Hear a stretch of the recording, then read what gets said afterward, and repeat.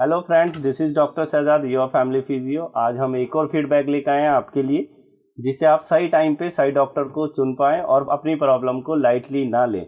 Because कोई भी problem छोटे टाइम में बड़ा नहीं बनता है, उसको जब हम लेट गो करते जाते हैं डे बाय डे, देन फिर axel, double axel, triple axel ऐसे कन्वर्ट होता है। तो अगर आपको नेक पेन, बैक पेन या नीज पेन है तो उसको लाइटली ना ले, सिम्टम्स पे नहीं उसके रूट कोज पे वर्क करें। तो यही समझेंगे आज हम मीनू जी का फीडबैक। जी मीनू जी, क्या प्रॉब्लम थी जब आप फर्स्ट टाइम यहाँ पर आए? मेरे पीठ में से नीचे पैर तलवे तक दर्द था। पीठ से नीचे तक दर्द था? हाँ। तो यहाँ से दर्द स्टार्ट होता था आपको, इसी एरिया से? यहाँ से दर्द होता था। यहाँ से? हाँ। और पूरे नीचे तक जाता नीचे था? पैर तलवे तक जाता था। अच्छा, क्या क्या परेशानी होती थी ये जब दर्द आपको होता था? ऐसा खिंचाव जैसा महसूस होता था, जैसे जमीन में पैर रखो ना जी। तो चुभन जैसी होती थी ऊपर से नीचे तक। ओके, चुभन होती थी जब हाँ। नीचे रखें या कुछ भी अगर आप 15 मिनट तक मैं ऐसी खड़ी रहती हूँ, मेरा पैर से ऊपर तक और नीचे से पैर तक पूरा दर्द करता था। बहुत पूरा दर्द करता खड़ा था? नहीं हो पाती थी मैं, 15 मिनट तक नहीं खड़ी हो पाती। जी, मतलब मैक्सिमम 5 से 10 मिनट खड़े हो पाते तो 15 मिनट में ही प्रॉब्लम हो जाती थी। खाना बनाने में, जीना चढ़ने में, नहाने में, ऐसे में दर्द होता था। इनमें तकलीफ होती थी आपको?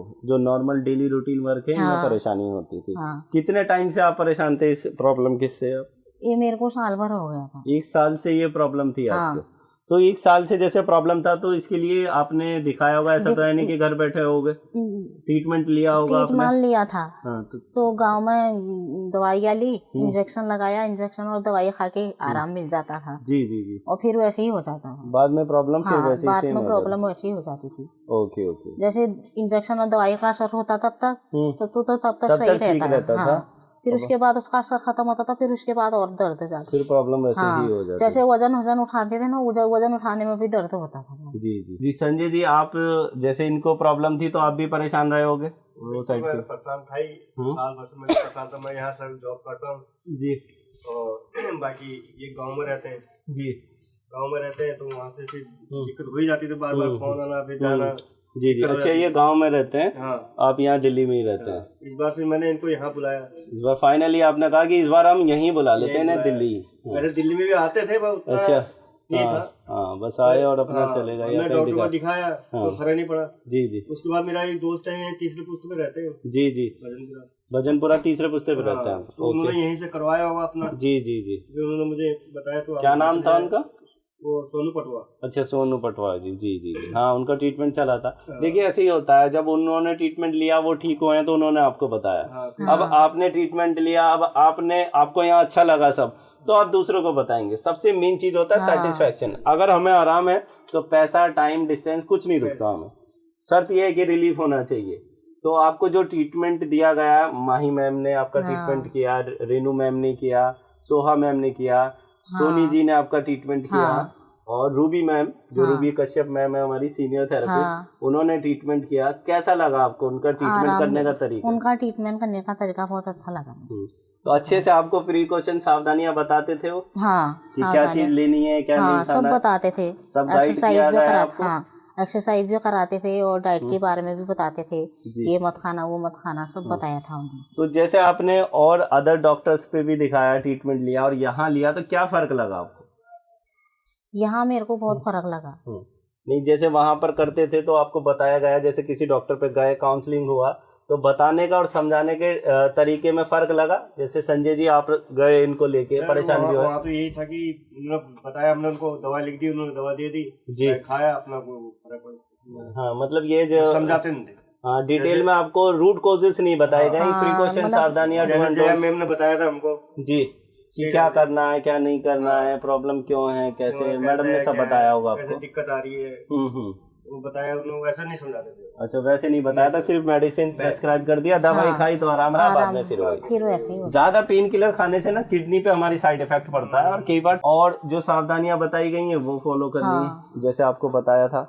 सारी चीजें बताई गई, क्या करना है, कैसे करना है। हमारे जो थेरेपिस्ट हैं, जो हमारी 12 फीमेल थेरेपिस्ट की टीम है, वो भी बहुत मेहनती है। बहुत मेहनती है, आपने देखा होगा। बहुत मेहनती है, और सारी चीजें बताते हैं। डेली उनका ट्रेनिंग चलता है। डेली चलता है। कि कैसे कैसे पेशेंट्स को भाई रिकवरी हो सके। देखिए, हमारा कोशिश है कि कम टाइम में पेशेंट ठीक हो, जितना जल्दी ठीक होगा वैसे वो दूसरों को रिकमेंड कर पाएगा, लेकिन साथ में आपको भी सभी प्रिकॉशंस और ये चीजें करनी है जिससे प्रॉब्लम वापस नहीं हो।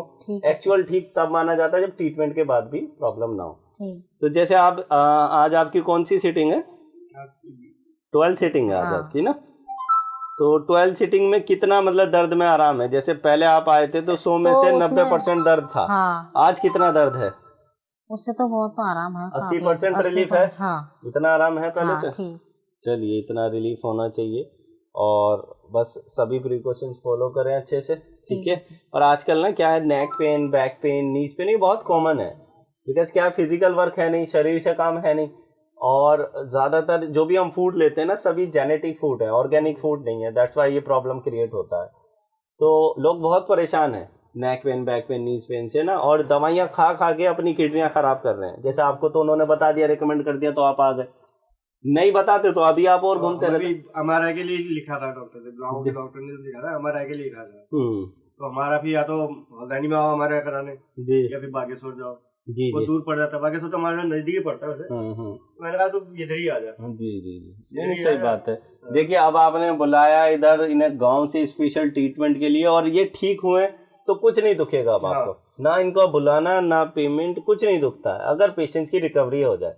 बिकॉज एमआरआई के बाद भी ज़्यादातर जो है उसके बाद सर्जरी के लिए रिकमेंड कर दिया जाता है। जैसे उसको लेट गो अगर हम करते हैं तो स्टार्टिंग में ही अगर प्रिकॉशंस ले लें तो ये सर्जरी अवॉइड किए जा सकते हैं। बस रूट कॉजेज पे वर्क होना बहुत ज़रूरी है। ये सारी चीज़ें हैं, सावधानी बरतते हैं तो हम ठीक हो जाते हैं। तो जैसे आजकल ये बहुत कॉमन हो गया नेक पेन, बैक पेन, नीज पेन, तो अगर किसी को कोई प्रॉब्लम है या इश्यूज़ है या यहाँ का जो ट्रीटमेंट लिया आपने, तो क्या मैसेज देना चाहेंगे जिन्हें इतनी परेशानी है, दर्द से परेशान है और सिर्फ दवाइयाँ खा रहे हैं, तो उनके लिए कोई मैसेज देना चाहेंगे? क्या करना चाहिए उन्हें, कहाँ दिखाना चाहिए? जो कंफ्यूज्ड होते हैं, सबसे मेन चीज हमारे ख्याल से तो ऐसा ही है, उनको यहीं दिखाना चाहिए। यहीं दिखाना चाहिए। तो फैमिली फिजियो क्लिनिक के लिए आप रिकमेंड करते हैं, जो एक ब्रांच है हमारी भजनपुरा में। आप फुल्ली सेटिस्फाइड रहे हमारे थेरेपिस्ट से, और जया मैम का बताने का तरीका भी आपको अच्छा लगा? सबका तरीका अच्छा लगा। हाँ चलिए, ट्रीटमेंट भी अच्छा लगा। ट्रीटमेंट भी अच्छा लगा, तो आप हाईली रिकमेंड करते हैं family physio clinic. Thank you so much. Staff जी है वो बोलचाल का हर चीज का वो अच्छा लगा आपको। चलिए ठीक है, thank you, thanks for trusting us. Okay sir. Okay.